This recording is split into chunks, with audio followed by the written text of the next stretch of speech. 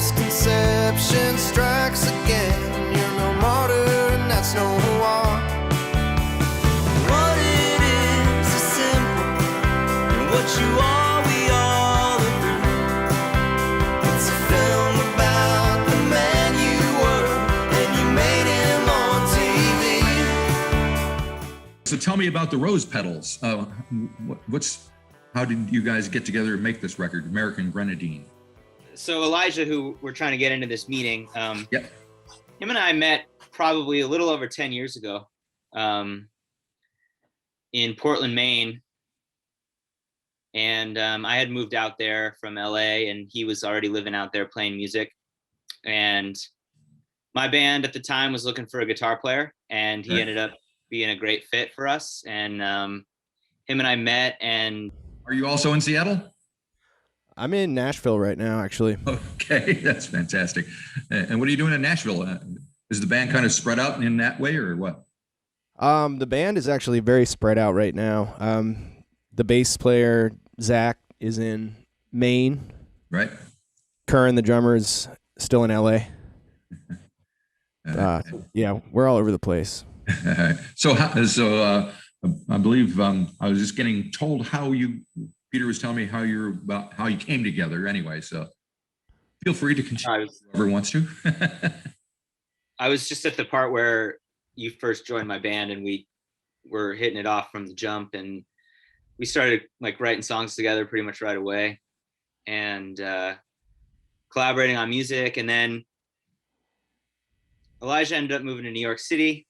I moved out west, so we kind of split up, but we stayed in touch, and we just were like perpetually sending song ideas back and forth, or I would send him lyrics and he would write music. And we did this for on and off for probably a decade. And we kind of always knew that we wanted to make a record, because after all, we'd probably written hundreds of songs, at least 100 songs, if not hundreds of songs together.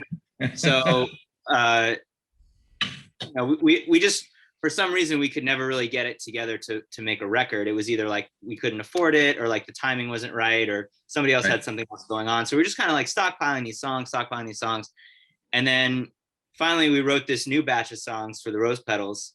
And after this batch, I think we both were like, these songs are too good. Like, we got to find a way to make this record. And so after 10 years and a couple false starts, we finally got it done. And yeah, we decided to kind of make it a new project, and that was the birth of the Rose Petals. Very cool. So when you say these songs were written to be the Rose Petals, what is the essence of the songs that made them different than what you were doing before? I think they all share a theme. All these songs have a theme, and the theme is that they're all about a different U.S. president. Oh, really? So it's a concept record. Peter actually wrote all the lyrics for the record, and that was the thing I think that tied them all together, really. That kind of set it apart. They weren't, just like love songs or songs about road trips or something, like this like unifying kind of theme that made it kind of separate. And also like having both of us as sharing lead singer duties also. Right. So like another thing that sets it apart. Right. And music wise, I mean, you have a certain sound. Did you guys talk about that sound, or is it an organic thing that just evolved between the four of you? Well, I think Peter and I did kind of develop a sound over the years, of like a style that we make together. So that kind of happened organically, but we definitely talked about the direction of it, and we had like touch tones of other bands throughout history that we wanted to like. Such as? Come on. Well, like definitely like the Byrds. Right, yeah. And then like, the Heartbreakers, and up through like the Replacements and R.E.M. and the Gin Blossoms and the Wallflowers, like that kind of vein, Yep. You guys have a good jangle going, so it's a beautiful thing to hear. Yeah, we love that. I mean, busted out all the 12-string guitars we could find. Excellent. Got to keep Rickenbacker in business, I guess. So the album opens with a tune called "Welcome to the Big Top." So maybe you can tell me a bit about how that song came to be.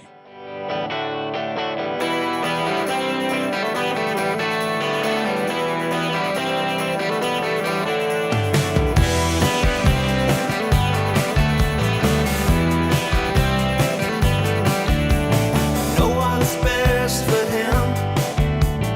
Put him where he is. Confidence man told the newspaper man. Now all the house china is his.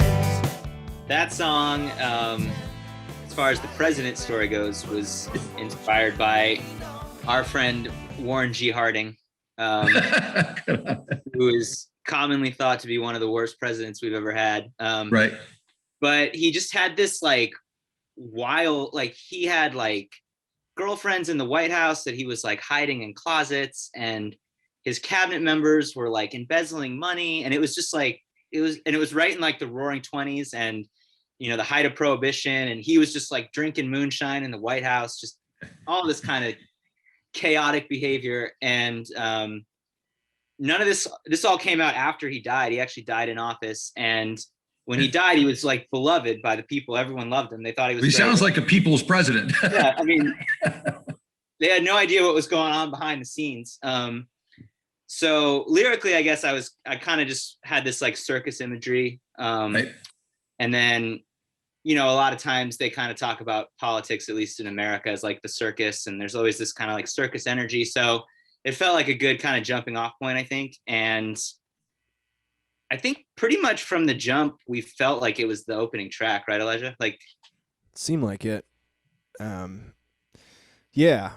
And yeah, I wanted it to kind of have like this like hooky signature kind of like 12-string line, like kind of like what Roger McGuinn was doing, you know, if you listen to like Mr. Tambourine Man or something like that. Like, when that, as soon as that like 12-string comes in, it's like, oh yeah, this is a thing. I recognize it. And yeah, I mean, I kind of wanted to kick off the album with that. It's like, Right. I don't know, kind of like sets the tone. Gotcha. Yeah. And did you guys have to do much research? You're pretty well versed on Warren G. Harding. yeah, I mean, I'm kind of a nerd about that kind of stuff. So the lyrics actually were inspired by, this is going to make me sound like a crazy person, but All right. I did like a road trip where we went around to all the different grave sites of the different presidents. Right. Which is also pretty interesting because they're all quite different. And like Warren Harding, for example, you know, he was so beloved when he died. They built this enormous, it's like a Greek style temple to him, like in the middle of Ohio. And famously, like school children were like sending in their pennies, which is a line from the song that we used to like fund this giant memorial. This is like how beloved this guy was.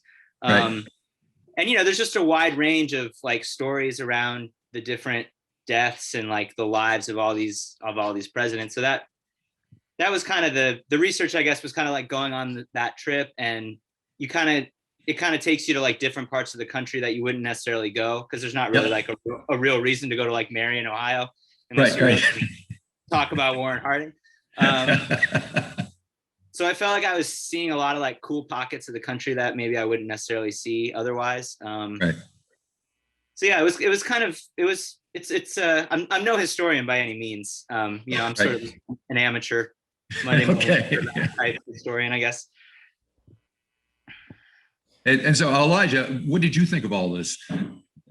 Actually, yeah, so he would send me lyrics, probably like one set of lyrics every couple weeks or so.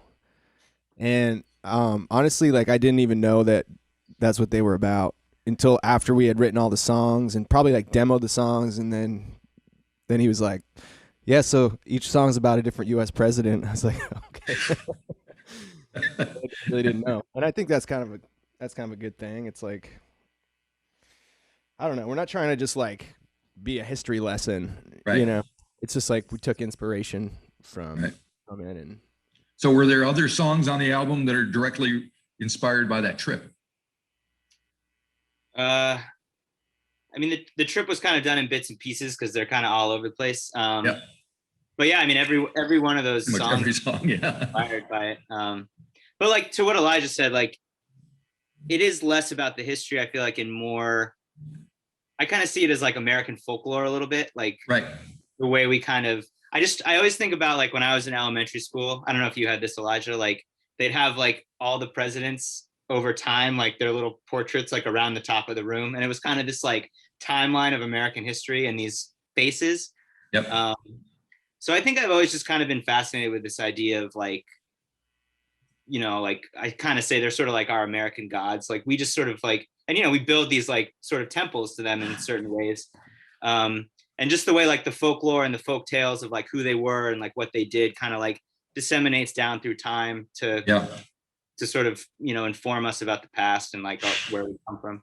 Yep. So I don't know how politically minded you are, but do you feel that anything, the way the presidency is viewed these days has changed over the course of the last 30, 40 years or so? By like the general population or like the world or? Both. Well, both. Yeah. I don't know if you can speak for the world, but you can speak for your fellow Americans, maybe. I mean, I think most Americans were kind of we've had politics thrust in our face for 5 years now, like right, yeah, in a way that is really unavoidable. I don't know, maybe to people that aren't necessarily in tune with what's going on. Maybe there's just like a heightened awareness, right, yeah. because of the way things have been here lately. Yeah, I don't know. It's a good question. That's all right. So when and where was the album recorded? We did it in Los Angeles. I think it was actually in like 2018. You think? In a span of a week, you know, we all got together there, and the engineer is named Dan Destiny, and he's got a studio. He recently moved out to Idlewild. His studio's there now, but he had a spot in LA, and we did it all in a span of a week. Right. Which was cool to like focus on it. You know, we got some pre-pro done, and we all kind of like produced it together. Right. We're all really good friends, so that's cool. It was smooth, you know. It was all just like fun. I remember it being a lot of fun. It sounds like it. The record kind of has that vibe. So it took a week in 2018 to record. Why are we talking about it just coming out here in 2021? I don't know why it took so long. It took us a long time to mix it. Right. For some reason. It probably wasn't mixed for another year. And then we kind of sat on it for another year. We were trying to find a label to put it out for a while. And all those leads kind of went up in smoke. And then so that's when we started our own label. Right. It. And so that just took a lot of time to like put all that stuff together. And yeah. I'm really proud of this record. You know, it's like, it's a good piece of art. And I think we were trying to just like do it justice and not like rush anything. Just do it right. Yeah. So American Grenadine, what does that title mean to you? Why is that the title of the album? You want to take that one, Peter? I don't know how we came up with that. Well, I like I think we were attracted to the Grenadine and sort of the play on like the rose petals and right. color red, and then kind of like, but I don't know. I don't remember exactly how we landed on that. Were we just kind of throwing some ideas around? I think we were like bouncing a lot of ideas around for the band name and album titles, and like that one just kind of stuck around. And like the American thing is obvious, like because of the president theme. Yep. And then and the style of music too, I feel like. Yeah, definitely. You know, Grenadine is like a non-alcoholic sweetener for cocktails. Right. And I think of it as like kind of sugary and sweet, and like that to me kind of represents the sound of the music in a way. It's like this like pure American sweetness, you know? Right. You guys have some interesting titles for the songs as well. Like there's a song called "The Man Who Sold the Hats." Why don't you, can you enlighten me on that one a little bit? Where that came from? The man who sold the hats was a little man indeed. His whistle stops and old sharecrops were spoiled by the weeds. An 8 blister man on a 4-minute mile. Single aluminum tooth in that smile. So that song was inspired by Harry Truman, who prior to becoming president ran a small haberdashery selling hats and other men's apparel. Right. So that was the inspiration for that. You know, I think he was doing that, and then I think 10 years later he was in the White House. So that's amazing. Back then, the American dream was a reality, wasn't it? Man, oh man. So what was the most surprising or enlightening thing that you learned about American presidents in the research for this record? I think the biggest thing that I learned was, like I said before, like other than like the really famous ones that we remember, a lot of them kind of just become these faces on the walls in like the different classrooms. Yep. And sort of the ones that we sort of forget about, like they all had these like really long, like interesting lives with ups and downs and tragedies and interesting stories and adventures. And I guess I kind of found that a little refreshing, to just think like, like that's sort of everyone you meet in your life is like that, and it's just because I'm talking to you for the first time now, and I don't know anything about you, but you have this whole story before I talk to you, and you're gonna have this whole story after. And I try to think about that more as I interact with people, where it's like we're much more than just this interaction. You know what I mean? Right. Yeah. Yeah. It's interesting. That's cool. And how do you think this is going to affect your songwriting and your music in the future? Are you thinking about the future at this point, since it's been a while since you recorded the album? The future of the Rose Petals. It's a funny thing because like we've never even played a show, man. Which is like something that I definitely would love to do. So hopefully we can like play some shows this year. Peter and I are both busy with our label, and I've got a solo record coming out. He's got a solo record coming out this year. And, I think, I believe that someday the timing will probably work out where we make a second record. I want to explore this sound more, right. See where it goes, because I think it's really special, Yeah. Very cool. Now, again, just glancing through the titles of the songs, I find it kind of fun to try and guess which president you're referring to. So the Cowboy, I kind of got a pretty good idea. The Gentleman Farmer, Chesapeake Leopard, but Lemonade Lucy is one that I don't think I would. Lemonade Lucy lost her mind in the middle of a picture show. We got on like a house on fire, and the champagne started to flow. And you stopped to do Baltimore before coming to me. Boys, boys, awake the passengers. Boys, boys, you're stuck in a scrape. Boys, boys, they're all outclassing them. She frizzed up her hair and powdered her face. That's actually a pretty fun story. So Rutherford B. Hayes was the president, but his wife was named Lucy, and they allowed no drinking at the White House when he was president, which was mostly his decision. But everyone decided to just blame her because it was like just blame the wife. Right. So, there you go. It was the time. So everyone referred to her sort of as a pejorative as like Lemonade Lucy, because like she would bring out the lemonade instead of the whiskey or whatever. So I just thought that was interesting too, in the way that like that's not really the actual reality. Like she wasn't the one that was doing that, but like one person makes up this name, this story kind of sticks, and then I'm reading about it in a history book 200 years later. Right. And it's like she's forever Lemonade Lucy because of this thing that isn't really real. So that was the inspiration for that one. Sounds like he was the opposite of the Warren G. Harding. For sure. Takes all kinds. So do you have a favorite president? I mean, the one that sort of started me on this journey, my wife and I were living in Vermont at the time. Yep. And the one president from Vermont is Calvin Coolidge. Okay.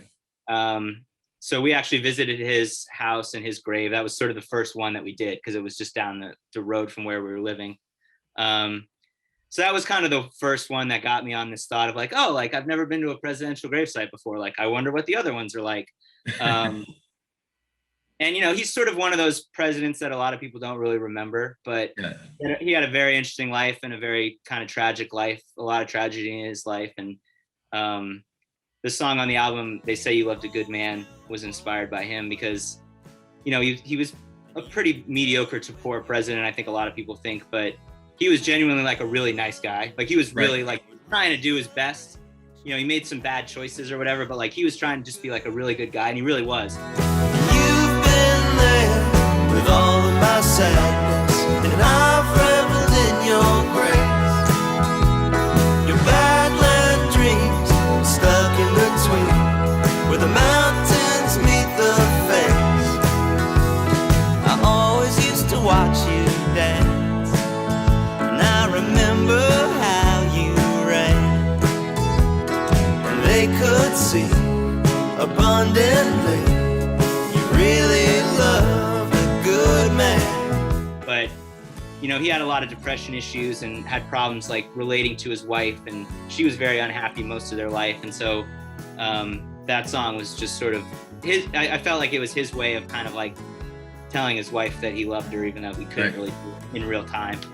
This is cool. You went deep on these guys. I mean, it's certain little kernels of their stories would just kind of stick in my head, and I just sort of run them around and see what came out the other end. Yeah. And what about you, Elijah? Do you have a favorite president? Just not a usual question, but there you go. Do you have a favorite member of the Byrds? Gene Clark. Probably Chris Hillman. There you go. But no, I like Honest Abe, of course, because the facial hair. And the head. A lot of good facial hair. A lot of mutton chops. Oh yeah, that's fantastic. What part of the country were you raised in? I grew up in Maine. Maine. Oh, okay. The presidents from Maine? I can't remember. No presidents from Maine. I don't think so. Something to aspire to, I guess. Yeah. Be the first. Exactly. Fantastic. Well, thank you for talking to me, guys. I think we could go through every president and name all the presidents. What's that? Can you name all the presidents? I can. Yeah.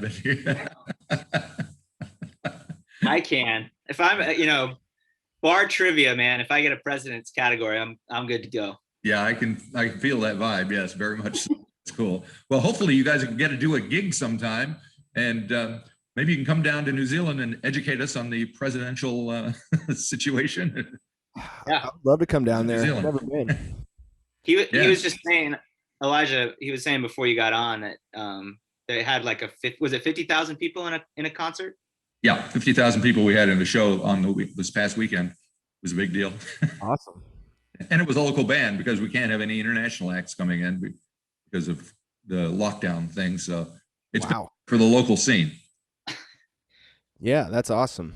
Yeah, things are starting to happen here in town in Nashville too. I've been playing a little bit and stuff. It feels good. Yeah. Well, need to get out there and get those muscles going again. I know. Yeah. All righty. Well, thank you guys. Have a great day. Thanks for talking. Thank you. I love the album and hope it does well for you. Thanks, Marty. Okay. See you later. Yeah.